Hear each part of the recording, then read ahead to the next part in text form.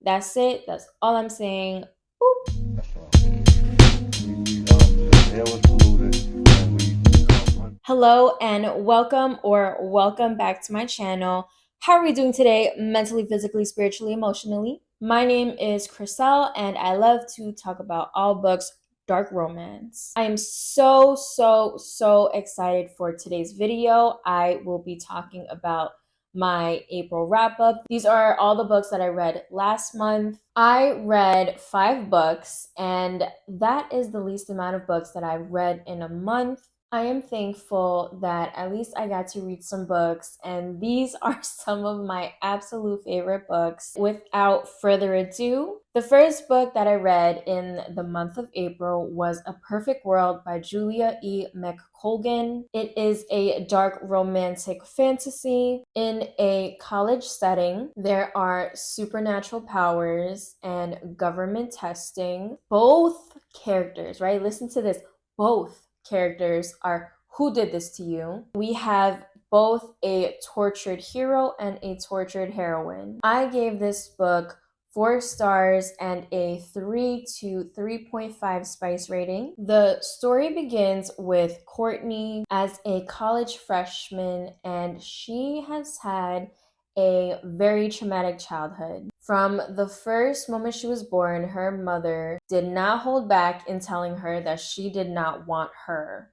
On top of that, she's always been plagued with having visions of her future. And it came to the point where she just had to shrug them off. One vision particular, she would always see this handsome guy, and well, what do you know that on her first day of college, she sees that same man from her visions, and his name is Ollie. Ollie is our MMC, and he too has a traumatic childhood as well as a superpower. Ollie is very convinced that people are after him. He believes that Courtney is one of them. This book was so unique. I have never read any storyline or plot line or anything like this book. It gave off very X-Men and adult Stranger Things. There was insta love, which I wasn't too sure about at first.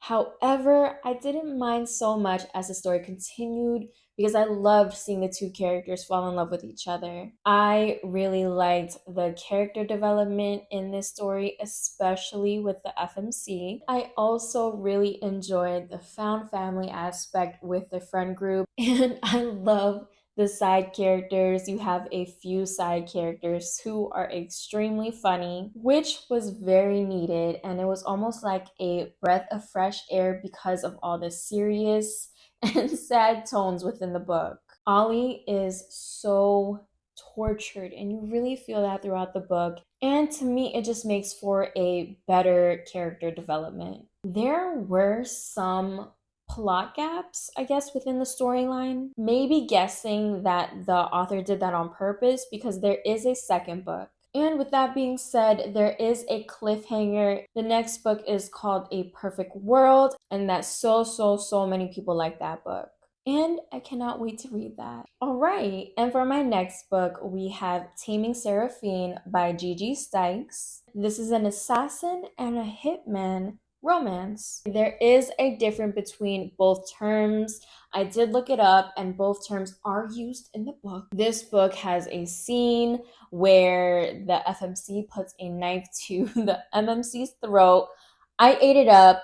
Other people may not like that, but I did. And this book is so spicy and kinky. From my little spicy book babes out there. There is an age gap. I think it's about 12 years. I'm not too sure on the specific number. I gave this book 4 stars and 3.5 to 4 on the spice rating. And this book was very dark and graphic. This is one of those books that I won't recommend unless you are a avid dark romance reader or if you really like those more intense tropes. Seraphine was groomed to become a Lolita assassin. Leroy, our MMC, finds her held captive in a basement and decides to rescue her. Once he finds out who she really is, he is determined to take her in and give her retribution. However, he and us, as the readers, find out just how out of control little Miss Seraphine's killing tendencies are. And at first, I'm not gonna lie, I didn't like how bratty and childlike she acted, but it made sense the more I kept on reading. When you really think about it, you have a character who had to grow up really fast and was forced to do some really, really, really terrible things. When it came to certain scenes, like torturing scenes, it was very graphic, so keep that in mind. I liked the banter between the characters. You have Seraphine, who's always challenging Leroy, and you have Leroy, who is kind of trying to teach her, I guess, right from wrong. It was just funny, the back and forth between them. There is just one thing that I will say I'm not too sure about. He kept calling her little and young.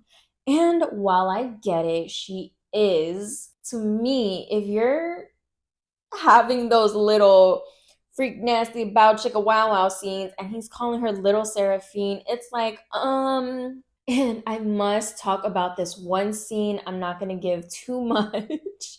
It's not a spoiler in any way. Seraphine makes a special sandwich, and that was the craziest thing I'd ever read. I always think I am desensitized to certain things, but I will say that one scene, I was flabbergasted. I was shook. I was bamboozled. I was like, ain't no way, girl. Ain't no way. Me and Leroy were both like, what? What are you doing? And to me, Seraphine goes down as one of the most unhinged FMCs I don't ever came across. As much as he wanted to leave her batshit crazy self in the dust, he couldn't. I did like the revenge aspect in this book. All in all, I had a great time. Okay, and I am so excited to talk about this next book. It is now one of my favorites ever, and that is the Mindfuck series by St. Abby, aka Stabby. This is a serial killer and an FBI agent romance. There is revenge. It's touch him and die. I have read very, very few books that has that kind of trope, and I was here for it. I was eating it up. And I gave this book 5 freaking stars with a 3.5 spice rating. And listen to me, okay? Are you listening, bestie? I truly believe you should go into this book blind. All you really need to know is that something terrible, horrible, and anything along those synonyms happened to our girl Lana Myers. She has a very detailed, intricate revenge plan set into motion until she meets our MMC. Logan Bennett is a good FBI agent. I have to give it to him. And I know you're like, serial killer and an FBI agent? Exactly. Exactly. Of course, this is a romance and this is their love story, and you can kind of see with that dynamic how it kind of complicates that romance. This is definitely one of my top reads of the year. Lana Myers is the definition. You open the book, you look in the book, the definition of a badass, intelligent, resilient FMC, and it's Lana Myers. I am so in love with her character that I truly do not believe another character can top her. I think that a character may come close, really close, but to top Lana Myers, that's how much I put her on a pedestal, because you can't help but to smile a little and to root for her. And listen, okay, I'm not going to say that the writing is the best in the world, but no. Listen, it is good to where it truly captivates you and hooks you into the story, that it is absolutely bingeable and you have to know what's going to happen in the next book. I feel like the romance was a subplot in the story where the revenge was really put in the forefront. I really liked the banter between them, especially in the beginning of the book. It was very insta-lovey. I did not mind that too much, just because of all the other things going on, and if it was going to be a slow burn amongst all the other things, it would have been too much. And I had such a roller coaster of emotions while reading this book. There were things that Lana felt or said that really resonated with me. To see her recover from everything that she's been through, absolutely beautiful to read about. And lastly, I really did like the side characters. They were witty and intelligent as well, and I couldn't help but fall in love with them too. So many good quotes were sprinkled throughout the book, from Confucius to Einstein to Voltaire. For all my dark romance lovers, if you haven't given this book a try, you absolutely must. You are going to have a great time. And for my last books, I am just going to talk about them together because they are in a series. That is Flock and Exodus by Kate Stewart. Oh, oh my goodness, I don't even know where to begin. I read Flock and Exodus in April, but I did read The Finish Line in the beginning of May. So I will not talk about The Finish Line in this video per se. I will leave that for my next wrap up. The Finish Line is technically the third book in the series. I think originally Kate Stewart wanted it to be a duet and planned that The Finish Line would be, I guess, some sort of epilogue. She ended up turning it into a novel. I am so glad that she did it that way because we get so much backstory in The Finish Line, and she gave us the perfect ending for the series. All right, besties, so let's talk about Flock. I'm sorry, but I also think this is another book or series rather that you should go into blind. You will see that not much people really talk about what this book is about, and Kate Stewart really doesn't give you much in the synopsis. I am so glad that she did it that way, and I myself am not going to give you too much with this story as well.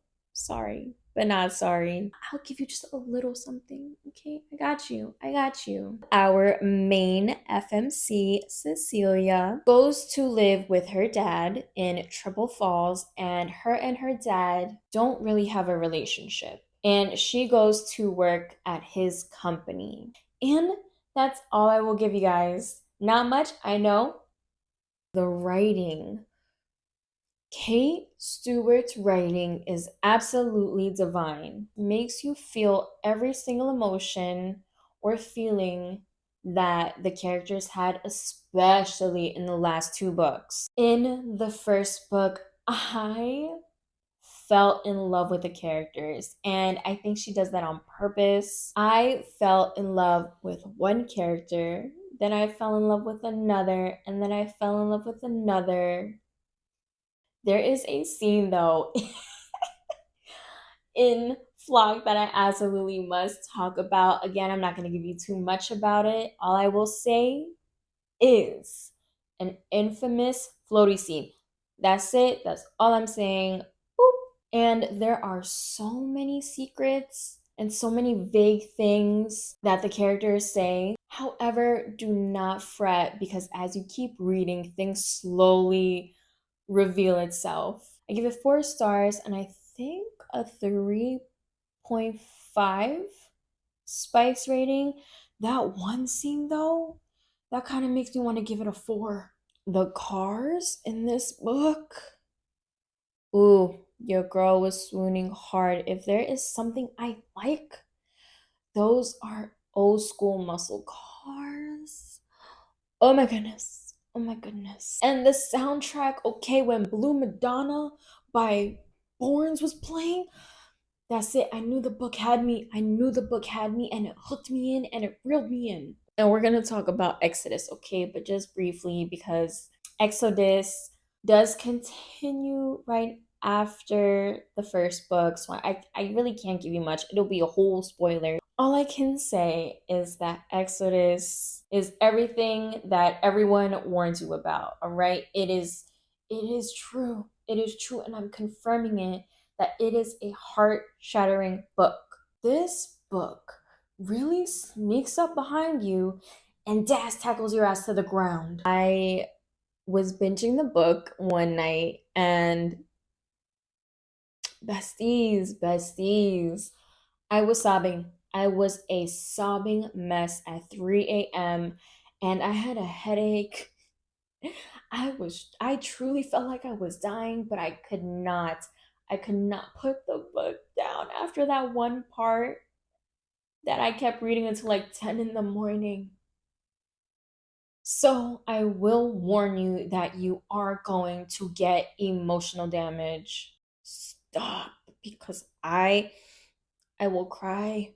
I will cry just thinking about it. I have not recovered and I will never recover. And I guess I'm kind of okay with that because it was such an amazing book, but damn, Kate Stewart is truly a goddess of an author for creating this series. You fall in love in Flock, then you get your heart broken in Exodus, all to have it healed in The Finish Line. I really love this series with all of my heart, and I must have the physical books ASAP, which I will.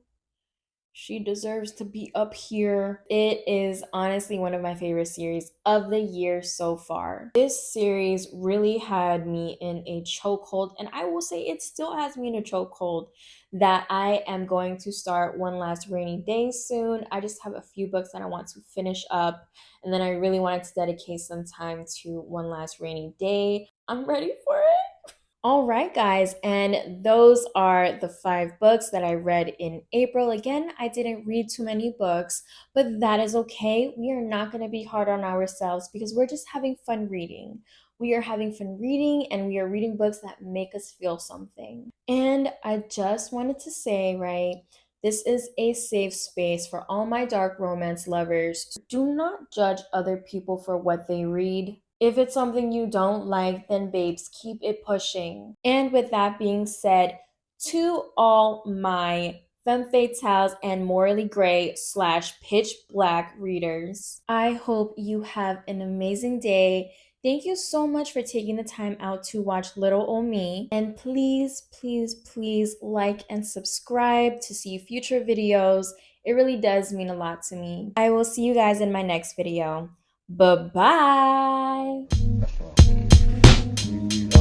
hell was polluted.